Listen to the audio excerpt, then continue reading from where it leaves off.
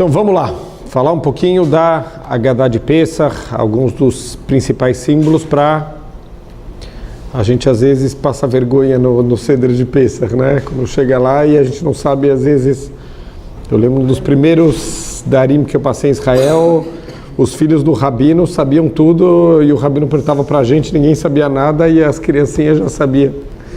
Então, só relembrar alguns conceitos importantes, né? E alguns ensinamentos muito bonitos, né, que tem por trás de algumas partes da Haggadah. Então, primeira coisa, quando a gente está chegando na festa de Pesach, a gente tem que lembrar uma diferença fundamental que tem entre uma data judaica e uma data não judaica. Então, a gente lembra do dia 7 de setembro, né, do grito do Ipiranga, que nunca foi grito e nunca foi no Ipiranga e não tem nenhuma base histórica, mas assim a gente relembra todo o 7 de setembro, independência, então tem os soldados marcham e tem os desfiles de 7 de setembro e todo mundo lembra do 7 de setembro porque é feriado. Essa é a verdade, não porque o quanto historicamente isso tem uma influência na minha vida. O judaísmo é completamente diferente a forma como a gente olha o tempo. O tempo não é uma coisa reta, o tempo é uma espiral que as influências dele vão voltando. Então, toda vez que eu falo de uma festa, a influência que teve naquela festa é uma influência que vai se repetir todo ano na mesma época. Exatamente, que está sempre, a gente está se conectando e, se Deus quiser, tem que estar subindo. Porque cada ano a gente tem que estar um pouco melhor, conhecendo mais, né, um pouco mais conectado com Hashem.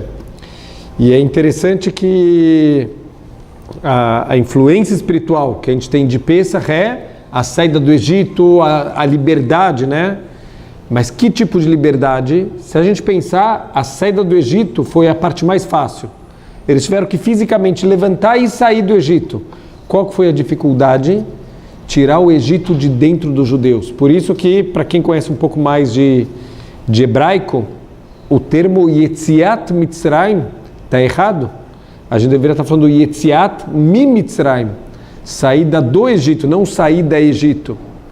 Porque isso, Yetziat Mitzrayim, a saída do Egito de dentro do povo judeu. Essa é a parte da escravidão que realmente foi mais difícil para a gente conseguir se libertar. Então, da mesma maneira que naquela época teve toda uma saída espiritual do Egito, então também, hoje em dia, a gente tem também uma saída espiritual de tudo que prende a gente.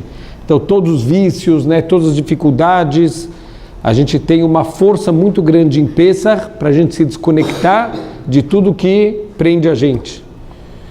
Então, eu recebi hoje, né, um desenho que fala que tem os 3 macaquinhos, né? O que não escuta, o que não vê, o que não fala, e tem o 4º macaquinho, que é o que usa o celular, não faz nenhum dos 3.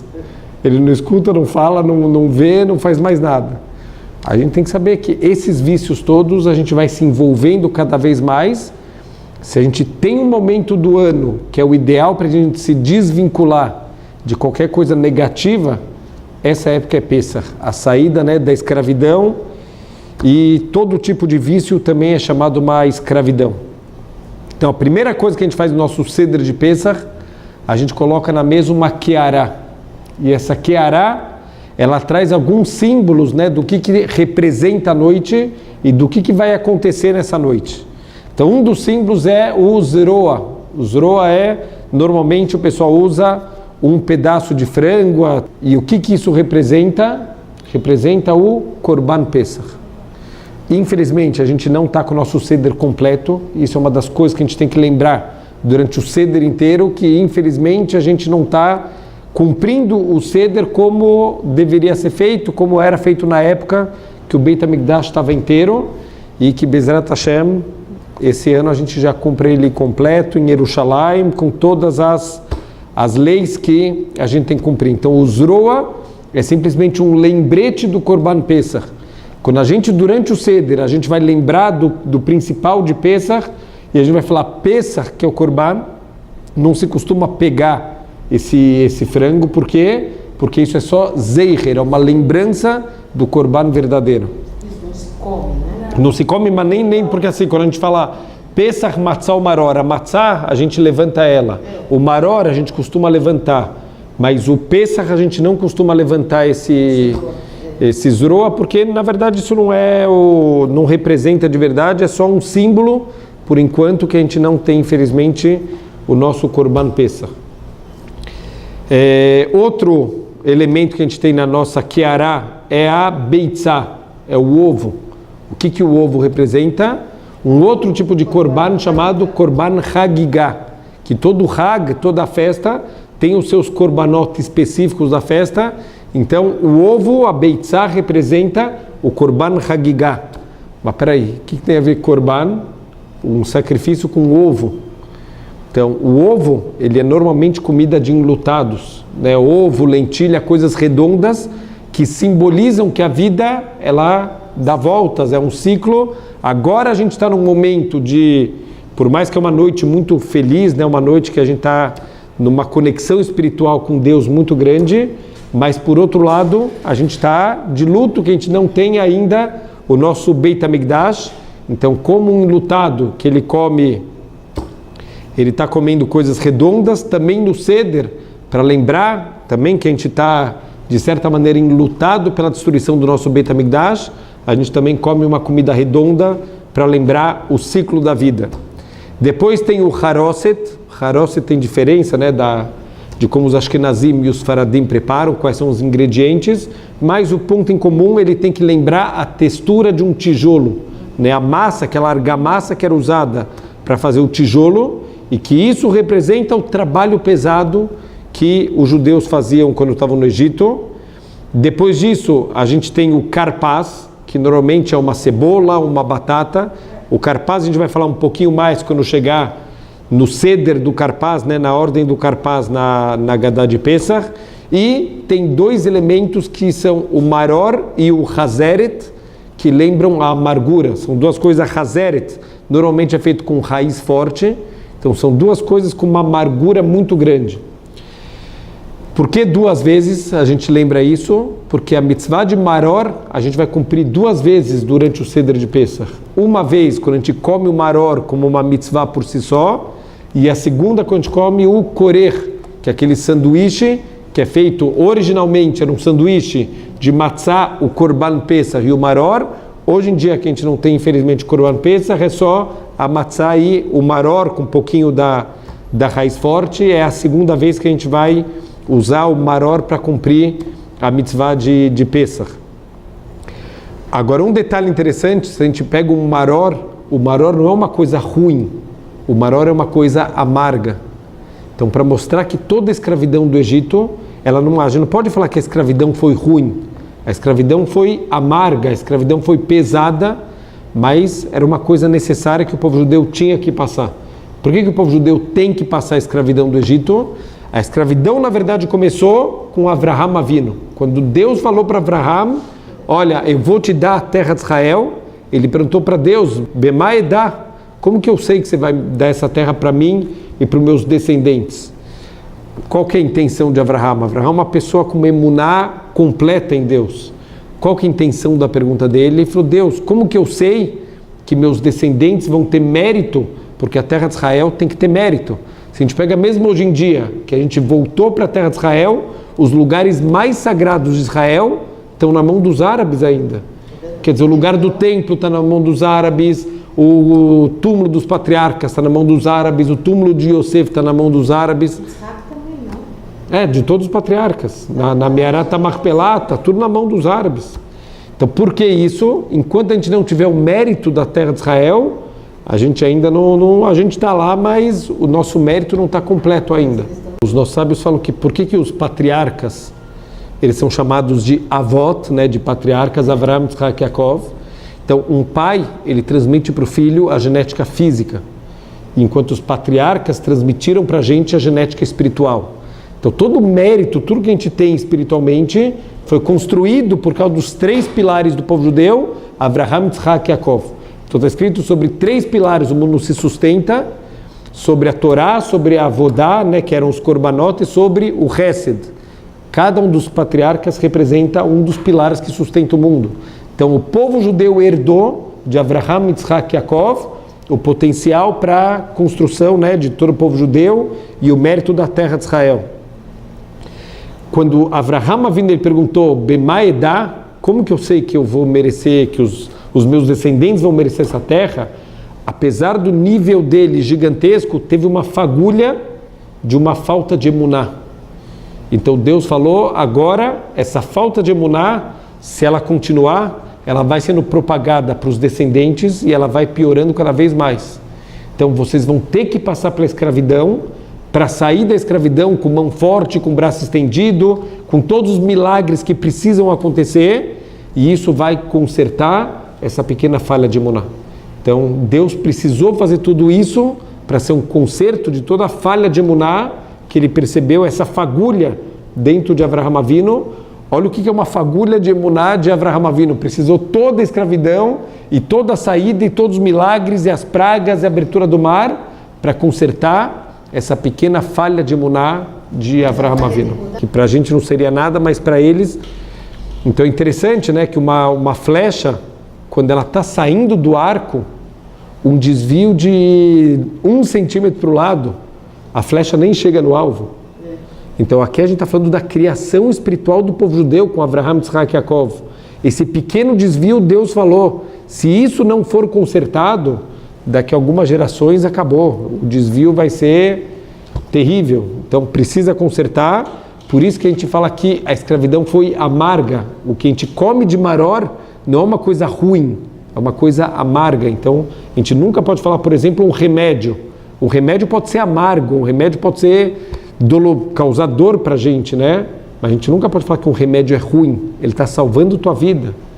Então a mesma coisa, essa escravidão, Deus está ressaltando para a gente que é uma coisa amarga, mas que foi necessário dentro do processo de salvação e de reconstrução da emuná do povo judeu. Agora, um outro detalhe, antes da gente também começar a entrar na Gadá realmente, tem algumas mitzvot pré a festa de Pesach, né? Que a gente já tem que chegar em Pesach preparado em alguns níveis. Primeira coisa, o último Shabbat antes de Pesach se chama Shabbat Agadol. Por que é Shabbat Agadol? Porque sempre o último Shabbat antes de Pesach é chamado Shabbat Agadol. O grande Shabbat, por causa do grande milagre que aconteceu no último Shabbat antes de Pesach. Então, na época deles, o último Shabbat caiu no dia 10 de Nissan e a saída foi no dia 15, né, na noite do dia 15 de Nissan. O que aconteceu no dia 10 de Nissan? Deus se revelou para o povo judeu e falou, vocês vão pegar agora, cada um vai pegar um cordeiro e vocês vão levar para casa esse cordeiro. Ele falou, qual que é o grande milagre? O cordeiro é um deus, era um dos deuses que eles tinham no Egito. E aí os egípcios perguntavam, para quê? Aonde vocês estão levando o nosso Deus? Ele falou, não, Deus pediu para a gente levar para casa, deixar o cordeiro amarrado na cama até o dia 14, e no dia 14 a gente vai fazer shritá neles. Falei, como assim, o nosso Deus? Como vocês vão fazer shritá no nosso Deus? O que deveria ter acontecido? Um holocausto. Os egípcios deveriam ter se levantado e ter matado todos os judeus. Que descaramento é esse? Que em público vocês pegam o nosso cordeiro, o nosso Deus, e vocês estão falando que vocês vão sacrificar o nosso Deus? Então o que aconteceu? Um grande milagre. Os egípcios, por mais que eles ficaram com muita raiva, eles não conseguiram fazer nada. Então isso foi um grande milagre que a gente recorda sempre no Shabbat Agadol. Mas tem uma pergunta clássica, né? Uma pergunta óbvia. Por que Shabbat Agadol e não o dia 10 de Nissan Agadol? O milagre aconteceu no dia 10 de Nissan. Esse deveria ser o dia do milagre. E não o Shabbat Agadol. Por exemplo, esse ano, o dia 10 não cai Shabbat. Então, por que é o Shabbat Agadol e não o dia 10 de Nissan Agadol? Então, falam que o milagre, ele sim está conectado com o Shabbat. Por quê? Porque está escrito, olha que interessante, que no Shabbat, os judeus eles já tinham algumas leis, alguma transmissão oral sobre o Shabbat. Então eles não carregavam animais em áreas públicas no Shabbat. E justamente no Shabbat, Deus mandou eles levarem... Então talvez se fosse durante a semana, não ia chamar tanta atenção dos egípcios. Mas espera aí, vocês estão fazendo isso no Shabbat Para que vocês estão levando esses animais? A gente sabe que no Shabat vocês não carregam animais. Por que vocês estão carregando animais no Shabat? Isso chamou a atenção dos egípcios, isso que fez com que o milagre fosse tão grande. Então o Shabat e o milagre eles estão conectados. Por isso que é Shabat Agadol e não o dia 10 de Nissan Agadol, apesar do nem sempre o dia 10 de Nissan, que foi quando aconteceu o milagre, ele cair no Shabat. Depois disso, a gente tem algumas mitzvot, né, relacionadas com a limpeza da casa e a destruição de todo o hametz que a gente tem em casa. Então tem a mitzvah de bedikat hametz, que é a verificação. Óbvio que antes disso, a gente tem a mitzvah de verificar, né, e limpar e preparar a casa. Não é na bediká que você vai limpar a casa já tem que estar limpa. Muitas coisas são rigorosidades, muitas coisas. E não que a gente não tem que ser rigoroso, ao contrário. A gente vê que na Halachá, o quanto a gente tem que ser rigoroso, 30 dias antes de Pesach, já precisa começar a tomar cuidado com o hametz. O que quer dizer isso? Não precisa começar já a limpeza de casa, calma. Isso nem os mais rigorosos fazem 30 dias antes. Mas, por exemplo, quem tem costume de comer no quarto, 30 dias antes de Pesach, começa a parar de comer no quarto. Quem tem costume de comer bolacha no sofá, 30 dias antes de Pesach, já começa a não comer bolacha no sofá. Já começa a limitar os lugares da casa aonde o hametz ele entra. Isso já é uma preparação. Também outra alahá, 30 dias antes de qualquer hag, já precisa começar a estudar as alahot. Tem que estar preparado para as alahot. Então, quer dizer, na própria alahá a gente vê que tem rigorosidades que a alahá exige da gente, mas por outro lado tem que saber, pó não é hametz e filhos não são korbanot. Tem que saber, porque tudo que é pó já vira hametz, os filhos já viram os korbanot de Pesach. Então tem que saber o que é rigorosidade e o que é alahá. E a gente confunde muito isso. É muito melhor a mulher chegar no Seder de Pesach com um sorriso, descansada, podendo cumprir as mitzvot, do que fazer rigorosidade da rigorosidade e chegar no Seder destruída, mal-humorada. E tem mulheres que acabam dormindo no meio do Seder. Quer dizer, você perde mitzvot do Seder de Pesach, porque por uma rigorosidade que não necessariamente tem que ser feita. Então a gente tem, na noite do dia anterior de Pesach, na noite do dia 14 de Nissan, a gente tem a mitzvah de Bedikat Hametz. Então a gente vai procurar o Hametz pela casa toda e a gente tem o costume de esconder 10 pedacinhos de Hametz, obviamente bem embrulhados. Isso é importante falar para a gente não cair no erro de espalhar hametz pela casa. Quer dizer, embrulha bem. Outra dica, não embrulhem em alumínio. Por que não? Porque a gente vai ter que queimar no dia seguinte. E alumínio não queima. Então, o ideal, pega um guardanapo, envolve bem num guardanapo, esconde os 10 pedaços, toma muito cuidado para não acontecer a pior situação possível, que é esconder 10 pacotinhos e encontrar 9. Que isso é desesperador. Você sabe que tem um hametz lá no meio e que você não lembra. Então, e outro cuidado, por que a alahá fala que você tem que esconder esses 10 pacotinhos? A gente está fazendo uma brahá de procurar e destruir o hametz. Então, de acordo com a alahá, tem opiniões que se você não encontrasse nada, a tua brahá foi uma brahá em vão. Então a gente esconde para encontrar e sair de todas as opiniões que não foi uma brahá em vão. Mas tem que tomar cuidado para não ser só uma brincadeira de esconde-esconde, de procurar os pedacinhos de hametz. A mitzvah realmente é procurar se eu não esqueci hametz em nenhum lugar da casa. A hora que você esconde, isso te obriga a procurar a casa inteira. Mas a ideia não é só encontrar aqueles 10 pacotinhos, a ideia é verificar, não pode ter escapado nada. Né? Às vezes esquece um pacote de bolacha. Para quem tem criança em casa, todo lugar da casa é um potencial esconderijo de hametz. Então não pode escapar nem uma gaveta no banheiro, que normalmente não entra hametz, com criança em casa tem que procurar. Então quer dizer, não pode escapar nenhuma parte da casa onde pode ter entrado hametz. Então a alahá é assim, para quem nunca come no quarto, nunca entra com comida no quarto, pela alahá não precisaria nem verificar o quarto. A gente verifica os lugares onde potencialmente pode ter permanecido, né, ficado algum... Não, normalmente são os 2 piores, sala e cozinha são os 2 piores. Mas também, para quem tem criança, a casa inteira é um potencial lugar onde você pode encontrar hametz. Então pega a bolacha e sai andando pela casa, quer dizer, está caindo migalha pela casa inteira, não tem como evitar. Então, normalmente, quem tem criança tem que checar bolso de criança, mochila de criança, tudo que a criança pode e colocou hametz, tem que checar se a coisa está bem limpa. Então a gente vai fazer, antes da Bedikat Hametz, a gente faz Baruch Ata Hashem, Elokeinu Melech Haolam, Asher Kidishanu B'Mitzvotav Vetzivanu, Al Biur Hametz. O que é Biur? Biur é destruição, não é Bediká. Bediká é a verificação e o Biur é a destruição. Por que a gente fala Al Biur Hametz?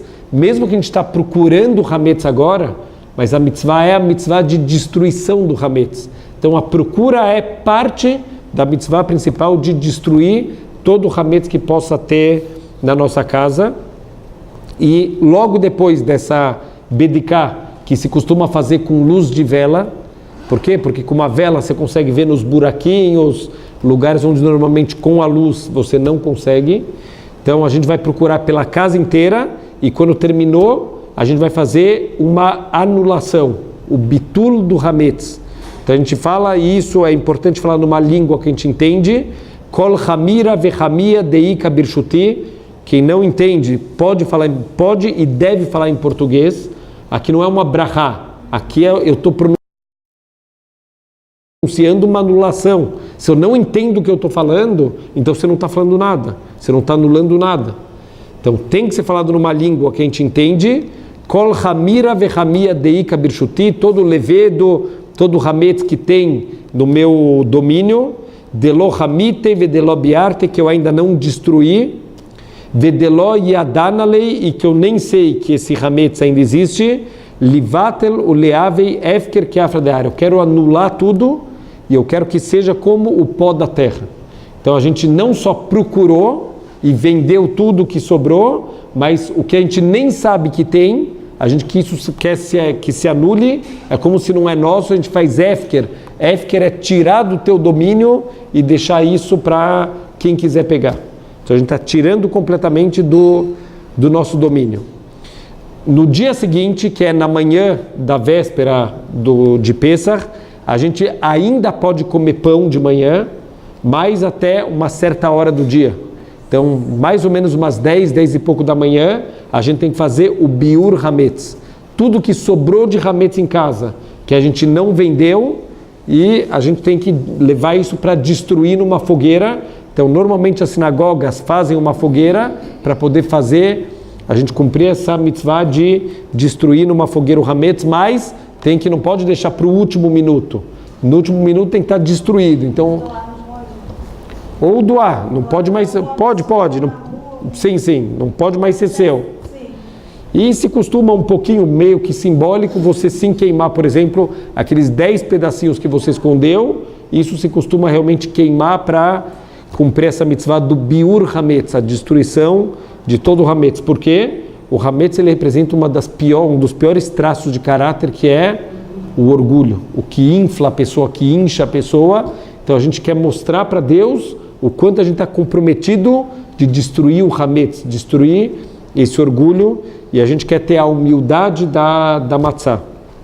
Então, quando a gente queima o nosso hametz de manhã, a gente faz um segundo bitul, uma segunda anulação, que é um pouquinho mais completa. Por quê? Porque de noite a gente pode ter guardado um pouco de hametz para comer de manhã. Agora acabou. Então, agora a gente faz uma anulação total. Todo o hametz que eu vi, que eu não vi, que eu tenho, que eu não tenho, tudo eu estou anulando e não é mais meu. Não quero, estou tirando da minha propriedade. E tem gente que costuma fazer um Yehi Ratzon, que, se Deus quiser, da mesma forma que a gente tirou o hametz da nossa casa, que a gente tira o hametz também da nossa vida, né? Todo o orgulho, todas as coisas negativas que o hametz representa, a gente quer tirar isso da nossa vida. Tem algumas coisas depois que vale a pena prestar atenção na Haggadah, que tem diferenças quando o Seder de Pesach cai no Shabat. Então o Kadesh, né, que é o Kiddush, tem algumas diferenças. Então só para ficar atento. Exatamente. Então só ficar atento de algumas do Birkat Hamazon, acrescenta Shabbat. Shabbat e Pesach. E Pesach, sim, sim. Então, alguns detalhes interessantes, né? A Haggadah, ela é construída de maneira que tem um seder, né? A gente faz o seder de Pesach, uma ordem. Mas se a gente pensar, o que é a Haggadah? São acontecimentos, é descrição de acontecimentos que viraram a natureza do mundo do avesso. Que seder de Pesach? Não tem seder nenhum, tudo que aconteceu é do avesso. Quer dizer, todas as leis da natureza, elas foram viradas do avesso. A água virou sangue e animais que deveriam estar no mar estavam dentro das casas. Coisas que fogem, né? O fogo e a água juntos, cumprindo a praga do Barad. Que ceder? Não tem ceder nenhum. A coisa é completamente fora do Derech HaTeva, né? Da natureza do mundo. Por que então a gente chama de ceder de Pesach? Porque essa é a ordem do povo judeu. A gente vive acima da natureza. A gente está tão conectado com Hashem que o ceder do povo judeu é viver acima das leis da natureza.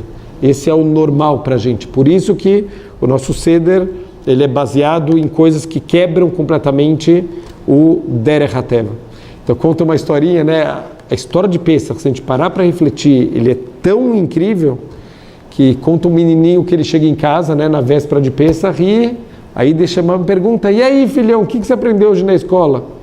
Falou: então, mami, estava tendo lá a aula e o Rebbe contou para a gente que quando teve a saída do Egito, os judeus conseguiram se armar com metralhadoras e armamentos pesados e eles conseguiram destruir as defesas dos egípcios e aí eles saíram e na saída tinham tanques de guerra gigantescos que ficaram bombardeando os egípcios para permitir a saída segura dos judeus e eles foram para o deserto e como que eles vão comer e tomar água? Então vieram helicópteros Apache e jogavam para eles comida, jogavam para eles água, acompanhavam eles para limpar de todos os perigos e de repente eles chegaram, eles deram de frente com o mar e eles não sabiam como atravessar, então Moshe chamou pelo rádio e vieram submarinos e construíram uma ponte metálica e os judeus atravessaram e quando os egípcios foram atravessar, vieram aviões caça F-16 e bombardearam a ponte e todos os egípcios morreram. A mãe assim tá com a boca aberta. Falou: filho, foi isso que você aprendeu na escola? Eu falei: tá bom, mãe, não foi, mas se eu contar você não vai acreditar mesmo. Quer dizer, foram tantos milagres, foi tão incrível que esse é o ceder do povo judeu. A gente vive conectado com Deus e não com a natureza. Esse é o nosso ceder, esse é o normal do povo judeu. Então por isso que se chama o ceder de Pesach. Por que o ceder é tão especial? Escutei uma vez uma explicação tão incrível que Deus, quando ele foi criar o mundo, ele se aconselhou com os anjos. Ele falou: e aí? Cria o ser humano ou não cria o ser humano? O que os anjos falaram? Ele falou: Deus, melhor não. Você vai criar o ser humano, vão virar seres que vão se virar contra você, vão reclamar o tempo inteiro, não vão ter a karatatov, não vão te agradecer de nada, o tempo inteiro reclamando. Não vale a pena criar esse tal de ser humano. Deus falou: estou escutando a opinião de vocês, cola kavod, mas eu garanto, vale a pena criar o ser humano e criou a gente, estamos aqui. Todos os dias do ano, os anjos estão lá, no ouvido de Hashem, falou: tá vendo? Ó, um dando tiro no outro, um não sei o quê, um roubando, e a pessoa tem tempo para tudo, menos para agradecer Deus, faz uma tefilá de qualquer jeito. Para ficar no Facebook a gente tem horas, a tefilá a gente faz correndo, que eu não tenho tempo. A gente não tem mais tempo para nada, a gente não agradece, a gente não reconhece, a gente não faz as mitzvot direito, e os anjos estão lá: Deus, ó, a gente falou, né? A gente avisou que isso ia acontecer. Chega no ceder de Pesach, Deus junta todos os anjos no céu e fala: agora vocês vão entrar na casa de cada Yehudi e vocês vão ver que eles estão dedicando uma noite inteira para me agradecer e reconhecer as coisas boas. Por esse dia valeu a pena criar o ser humano. Esse é o nível do ceder de Pesach. A conexão que a gente pode criar com Hashem nessa noite é uma conexão muito especial. E a própria festa de Pesach, até o nome da Torá, já demonstra que é uma conexão especial que a gente tem com o Criador do mundo. Como que a Torá chama a festa de Pesach? Hag HaMatzot. Não está escrito Hag HaPesach. Como que o povo judeu chama essa festa? Festa de Pessach. Por que a gente não chama com o mesmo nome que Deus dá? Então, olha que interessante. O que Deus está ressaltando quando ele chama de Hag HaMatzot? Ele está trazendo um louvor para o povo judeu. Olha, cola kavod para vocês. Vocês estavam em Mitzrayim e eu mandei vocês saírem. E vocês saíram tão rápido que não deu tempo da massa de vocês fermentarem. E vocês foram atrás de mim para o deserto, um lugar onde não tem água, não tem comida. Vocês confiaram em mim, cola kavod. É essa a mensagem que Hashem está dando quando ele chama de Hag HaMatzot. A gente chama a festa de Hag HaPesach. Por quê? Deus, obrigado que você saltou as casas, que você poupou os nossos primogênitos e tudo que você fez para a gente no Egito. Então Deus em Pesach agradece o povo judeu e o povo judeu em Pesach agradece a Hashem. Essa é a essência, esse é o nível de conexão que a gente tem com Hashem na festa de Pesach. Interessante, né, que Pesach, até o Seder de Pesach é uma demonstração de emuná. Contam de dois amigos muito afastados, né, do judaísmo, pessoas pobres, né, mendigos que viviam de esmola. Eles escutaram que está chegando uma festa judaica que tem muita comida. Baruch Hashem, vamos dar um jeito de ser convidado, né? Então um dos amigos fala, olha, se prepara que você vai comer muito bem, tá bom? Então o amigo ficou lá 2 dias sem comer nada, se preparando para aquele famoso Seder de Pesach. Ele chega no Seder de Pesach, cadê a comida? Não tem? Serve para ele uma batatinha mergulhada no sal, e ele espera, e contam o Magid inteiro, meia hora, 1 hora, 2 horas. A hora que ele acha que vai comer alguma coisa, dão um bolachão seco para ele, que ele tem que comer todo reclinado. O Moro ele fica tão bravo que ele levanta e vai embora. Então no dia seguinte ele encontra um amigo, ele quase bate no amigo. Ele falou, você é louco? Você me fala que tem comida gostosa, que eu não comi nada, me deram um pedacinho de batata e uma bolacha seca. Eu falei, se você tivesse esperado mais um pouquinho, você teria comido um banquete. Você foi embora antes da hora. Até no Seder de Pesach, emuná. Espera mais um pouquinho, mesmo quando está difícil, mesmo quando tem amargura, espera um pouquinho, porque a hora que vier a salvação vai ser uma coisa incrível. Então isso, o Seder de Pesach, ele já está transmitindo para a gente. O Seder, por que chama Seder? Porque existe uma ordem pré-determinada de tudo que vai acontecer nessa noite. Então o Seder, ele tem 15 passos que a gente vai começando, né, durante a noite inteira para se conectar com Hashem. 15 é um número que também aparece no Shir HaMalot. Tem no Salmo de David HaMelech, a gente tem 15 capítulos de Shir HaMalot, o Cântico dos Degraus. O que são os degraus? Existia no Beit HaMikdash, entre a parte onde ficava a maioria das pessoas e a parte Kodesh, a parte mais sagrada, existiam 15 degraus. Então esses 15 degraus, a pessoa que quer sair da área do povão e ir para o andar mais elevado, ele tem que subir 15 degraus. Os nossos sábios estão ensinando para a gente o Seder de Pesach, cada passo do Seder é um degrau que eu estou chegando mais perto do Kodesh. A gente está com cada passo, eu estou me aproximando um pouquinho mais de Hashem. Então, só para a gente já começar a conhecer um pouquinho, Kadesh, primeiro passo é Kiddush. A gente começa fazendo o Kiddush, que esse ano vai ser de Pesach, junto com o Kiddush de Shabbat. Depois a gente tem Urhatz. Urhatz é, a gente vai lavar as mãos sem brahá. Por quê? Porque depois a gente vai comer o karpaz, que é uma batata, uma cebola mergulhado na água. Você tem que estar com a mão limpa, né, de impurezas, para poder pegar um objeto molhado, uma comida molhada. Depois vem o karpaz, a gente explica exatamente o que simboliza esse karpaz, essa batata mergulhada na água salgada. Depois vem o yahatz, a gente vai quebrar, a gente vai ter na mesa 3 matzot, que uma das coisas que representa é o Cohen, Levi e Israel, e a gente vai pegar a matzah do meio, a gente vai quebrar ela, e a gente tenta, lei de Murphy às vezes não dá certo, mas a gente tenta quebrar em pedaços não iguais. E a gente quebra em 2 pedaços, o pedaço maior ele vai ser guardado para o afikoman, e o pedaço menor ele fica com as duas outras matzot. Depois vem o centro, a parte mais importante do Seder de Pesach, que se chama Magid. Magid é contar. A gente vai contar todos os detalhes, tudo o que aconteceu durante a saída do Egito, né? Todos os milagres e a mão de Hashem presente em cada pequeno detalhe. Depois vem Rochtzah, que a gente vai lavar as mãos de novo, agora com Brahá. Por quê? Porque os próximos passos são Motzi e Matzah. A gente vai fazer a Brahá de Amotzi Lechem Naaretz, que a gente está comendo um pão, a Matzah, e vamos fazer a Brahá sobre a Matzah, porque tem mitzvah da Torá, da gente comer Matzah no Seder de Pesach. Depois disso a gente faz o Maror, que também mitzvah da Torá, da gente comer o Maror nessa noite.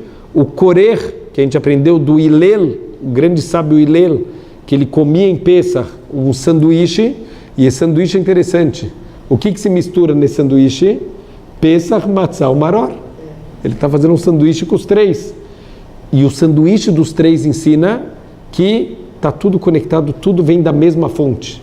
A Matzah, o Pesach e o Maror, tudo vem de uma fonte só. Então a gente come tudo isso junto para lembrar que tudo é Hashem, mesmo quando está tendo uma amargura. Tudo é parte dos planos de Hashem para a grande salvação que vai vir depois. Depois a parte que Shulchan Orech, quem ainda aguenta comer alguma coisa, né? Que o mendigo já foi embora, não aguentou esperar até esse pedaço. Shulchan Orech, né? A mesa posta, a gente vai, é uma seudá festiva que a gente está fazendo. Depois o Tzafun, a gente vai comer o afikoman. Então, lembrando, muito importante, Shulchan Orech significa não terminou ainda a comida. Ainda vai vir matzah, ainda vão vir copos de vinho. Então fala Shlomo HaMelech, o Raham é aquele que Eino Berosho, quer dizer, ele consegue olhar lá para frente. Você sabe que você vai ter que comer mais matzah e tomar mais vinho. Deixa um espacinho no estômago, não come muito porque não vai caber mais nada depois disso. Aí depois vem o Tzafun, né, que é o Afikoman, Barer Birkat Hamazon, a gente vai abençoar Hashem, agradecer a Hashem. Alel são alguns louvores, né, que tem dos salmos que a gente costuma fazer em todos os Hagim. E Nirtzah. Nirtzah, a gente pede para Deus que o nosso Seder de Pesach ele seja aceito como se a gente tivesse feito um Seder completo. Apesar de não ser completo, a gente pede que Bezrat Hashem seja querido e aceito por Hashem como se a gente fez todos a Alachot e tudo o que a gente precisaria ter feito. E tem do Eliyahu Hanavi. E tem no meio aqui tem o copo do Eliyahu Hanavi. Então é interessante o que é o famoso copo do Eliyahu Hanavi. Então, óbvio que tem toda a mística do Eliyahu Hanavi, que ele vai entrar em casa, ele vai vir tomar um pouquinho daquele vinho que a gente deixou para ele. Mas o que significa na prática o copo do Eliyahu Hanavi? Tem a ver com Geulah, não? Então, na verdade, todos os copos que a gente toma, os 4 copos de vinho, eles têm a ver com a Geulah do povo judeu, a redenção, a salvação do povo judeu. Existe na Torá 4 linguagens diferentes que representam a salvação do povo judeu. Está escrito nos psukim que falam sobre a saída do Egito: Lakarti, Goalti, Itzalti e Otseiti. Eu peguei vocês, eu redimi vocês, eu resgatei vocês e eu tirei vocês do Egito. Para cada uma das linguagens que a gente falou de redenção e salvação, a gente vai tomar um copo de vinho. Mas existe uma 5ª linguagem de Verreveise, e eu trouxe vocês, que isso tem uma discussão dos nossos sábios, se isso também é uma linguagem de salvação ou não. Então o que a gente faz? Na dúvida, a gente deixa esse 5º copo na mesa, mas não toma. Então por que a gente fala que o Eliyahu que vai vir tomar? O que o Eliyahu Hanavi tem a ver com a história? Ele tem a ver com a época de Mashiach, não? Então, com a época de Mashiach, e mais do que isso, interessante, toda vez que tem uma discussão na Guemará, e essa discussão fica sem resposta, está escrito Teiko. Teiko, inclusive, se pegaram para o hebraico moderno, quando tem um empate no jogo de futebol, é Teiko. É uma palavra que eles não entendem de onde saiu. O que significa Teiko? Tishbi yetaretz bayot kushiot. O Tishbi, o Eliyahu Hanavi, ele vai vir responder tudo que ficou em dúvida na Guemará, o Eliyahu Navi vai vir responder. Por que Tishbi não Navi? Eliyahu Navi, ele é mais conhecido do que Eliyahu Tishbi. Então por que não Navi? Que a gente podia pensar que o Eliyahu vai vir com a força da profecia dele para ensinar a Torá, não. Ele vai vir com a força do estudo da Torá dele. Ele não vai responder por profecia. Ele vai responder porque ele era um Talmid Chacham, um grande estudioso, e ele vai vir responder todas as dúvidas que ficaram pendentes. Então por isso que a gente deixa o copo, o quinto copo, para o Eliyahu Navi, para que ele venha Bezrat Hashem, quando ele vier anunciar a vinda do Mashiach, ele venha tirar todas as dúvidas e ele responda para a gente, e aí? Esse quinto copo, Eliyahu, a gente vai tomar ou não vai tomar? Ele faz parte da Geulá ou ele não faz parte da Geulá do povo judeu? E um último ponto, e Bezrat Hashem, aula que vem, a gente já entra realmente na Gadá. Um detalhe interessante, o nome de Moshe não aparece na Gadá. Na verdade, o ano passado alguém me mostrou, tem um passuco que sim aparece o nome de Moshe Rabbeinu, mas não como protagonista da história. Em nenhum momento está descrito na história da saída do Egito, não é mencionado o nome de Moshe Rabbeinu. Ele aparece de uma forma secundária, num passuco que não está nem diretamente falando alguma coisa da salvação. Por que na Gadá inteira não aparece o nome de Moshe? Então a resposta é, Moshe não é o salvador do povo judeu, ele é um intermediário de Hashem. Hoje não é a noite de agradecer intermediários, hoje é a noite de agradecer o Salvador verdadeiro. Então por isso a gente pronunciasse o nome de Moshe na Gadá, pessoas iam se confundir e dar mais força para Moshe do que ele realmente tinha. Ele tem a força de um intermediário, mas quem salvou a gente do Egito foi Hashem. Então nessa noite é como se a gente está sozinho, sem intermediários, só a gente e Hashem. Eu escutei uma ideia muito bonita, tem mais a ver com o Shabat, mas como esse ano Pesach é com o Shabat, então falam que no Shabat a gente chega em casa e a gente canta Shalom Aleichem, a gente dá boas-vindas para quem? Para dois anjos que acompanham a gente da sinagoga até em casa. Quem são os dois anjos? O anjo bom e o anjo ruim. Por que a gente repete 3 vezes cada parte do Shalom Aleichem? Porque os anjos olham 3 coisas na tua casa. Se as camas estão arrumadas, se a mesa está posta e se as velas estão acesas. Se está tudo bom, então o anjo bom fala para o anjo ruim que o próximo Shabat seja igual. E o anjo ruim tem que falar amém. Por isso que Malachi Shalom, eles têm que fazer shalom entre eles. O que um fala, o outro tem que falar amém. E se lo além, Deus nos livre, não está bom, a cama está desarrumada, a mesa não está posta, as velas não estão acesas, o anjo ruim fala que na próxima semana seja igual e o anjo bom é obrigado a falar amém. Mas tem uma outra coisa, a gente recebe eles, né? Shalom Aleichem, a gente fala Boachem le Shalom, venham em Shalom, Barhuni le Shalom, abençoem a gente com a paz e Tzeishem, vão embora. Espera aí, falta de Derech Eretz total, como que você manda os anjos embora? Que história é essa? Eu escutei um paralelo tão bonito, fala que na Rupá precisa ter testemunhas na Rupá, senão o casamento está inválido. Então eles têm que ver desde o momento da entrega do anel, eles têm que participar de tudo, tem que ser testemunhas oculares que realmente aconteceu uma conexão espiritual. Depois do casamento, o noivo e a noiva vão para o Heder Ihud, né? Vão para um quarto fechado e pela primeira vez na vida eles vão ter um momento de intimidade.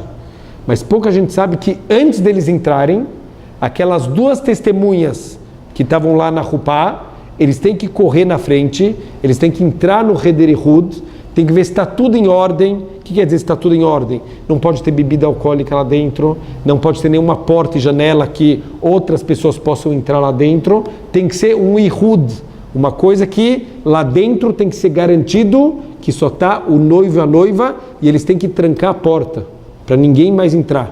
Agora é um Ihud.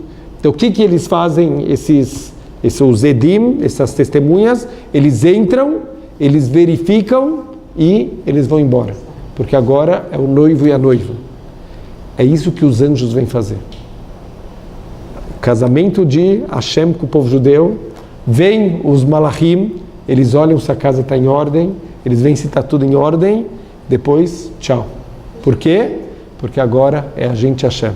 Não tem intermediário, não tem Malachim, não tem Moshe Rabbeinu. O Seder de Pesach é o momento de intimidade do povo judeu com Hashem.